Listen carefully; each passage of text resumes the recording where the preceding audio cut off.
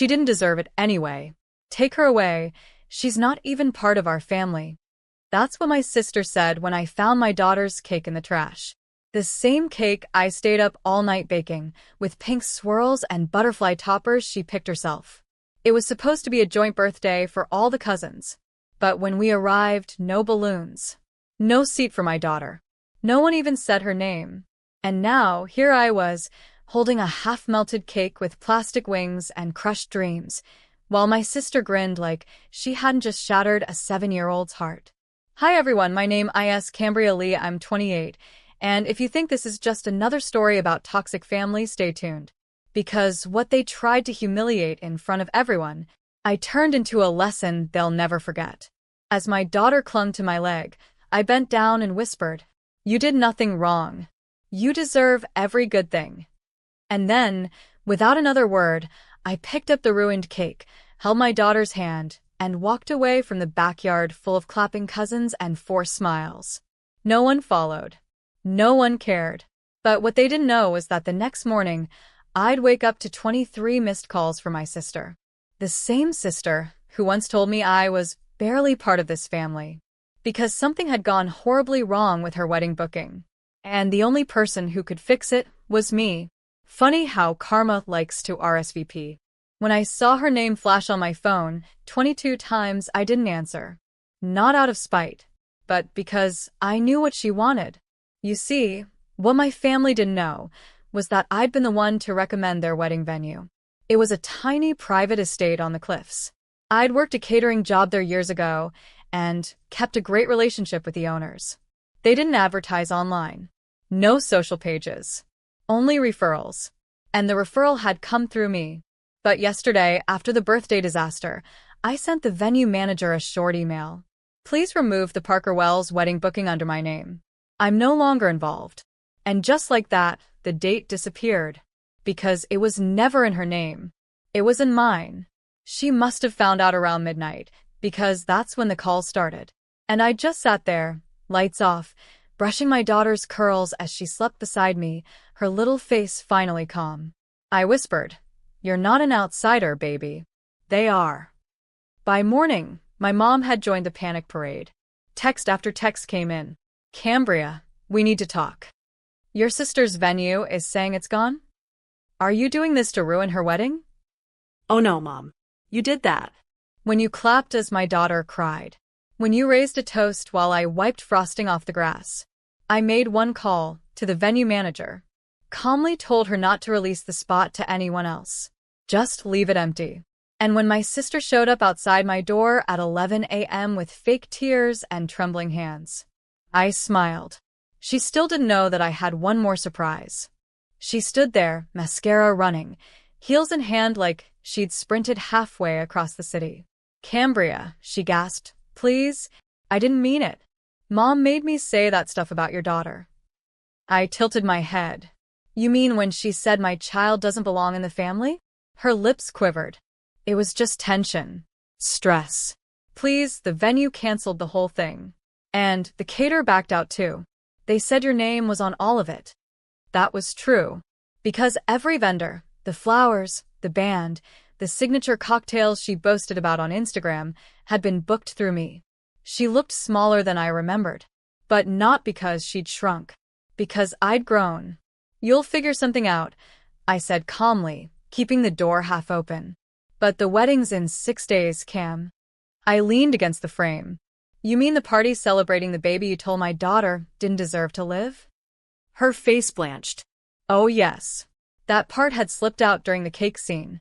You weren't even supposed to have her," she'd muttered, not knowing I heard.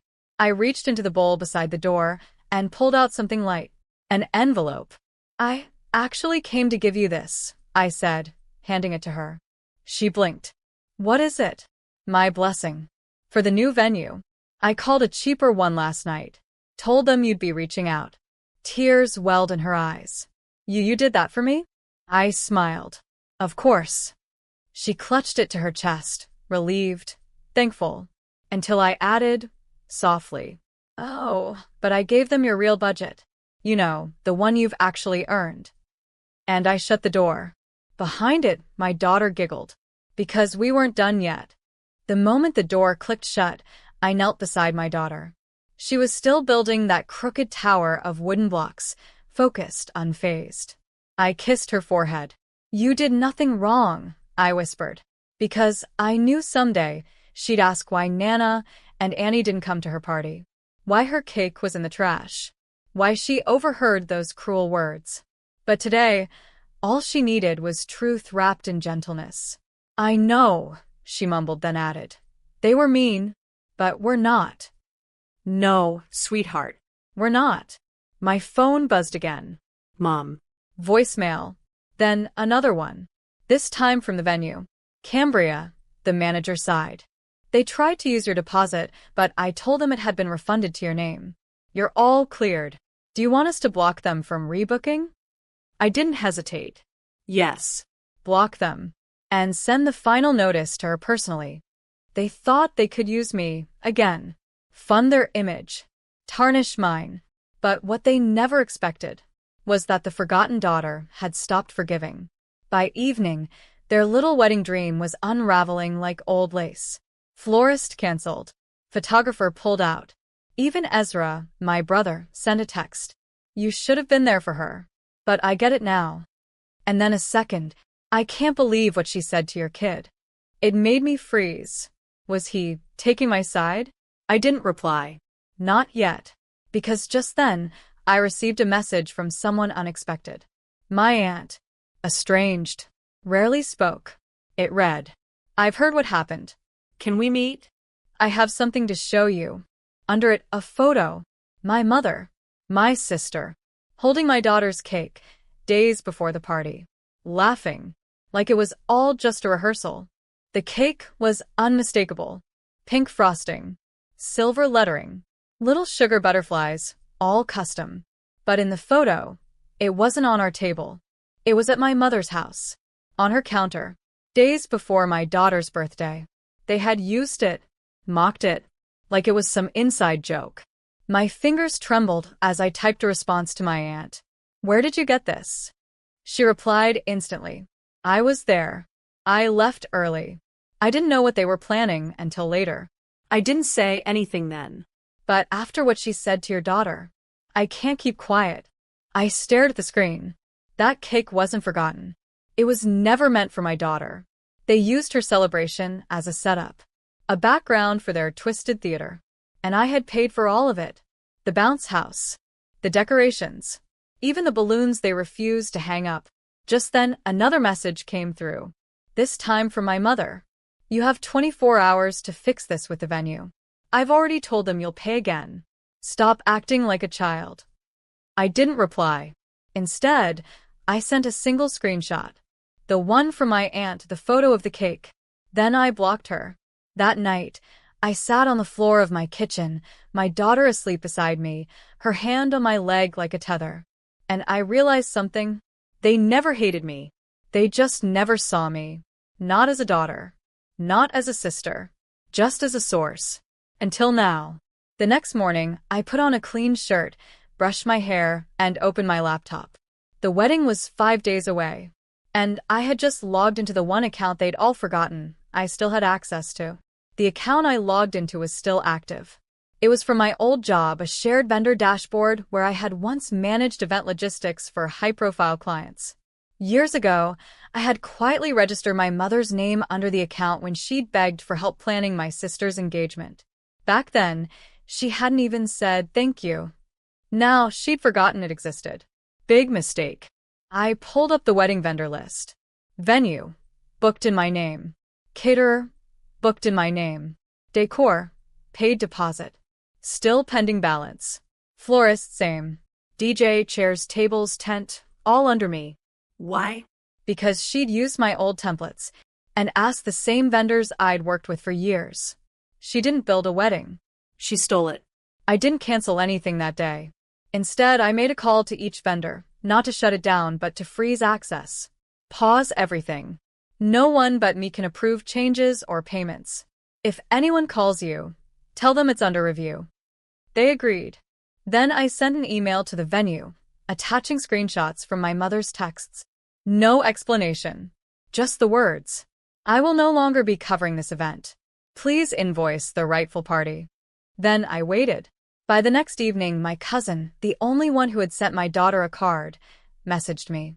You okay? Aunt Lori's in full meltdown. Said the venue canceled everything. Flowers too. I typed then paused. And just sent back. Tell her I'm focusing on people who show up.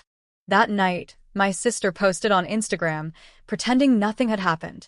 But the next morning, Her post was gone. and so were the wedding decorations, removed from the venue's official schedule. They were scrambling. But I wasn't done yet. By Friday morning, the group chat was on fire.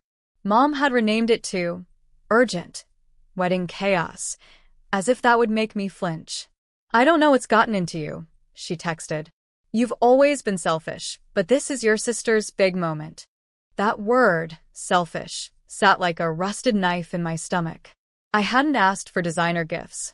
I hadn't demanded to be praised. I just wanted acknowledgement that I existed. Instead, I'd spent years being the family wallet. My credit card had booked their trips.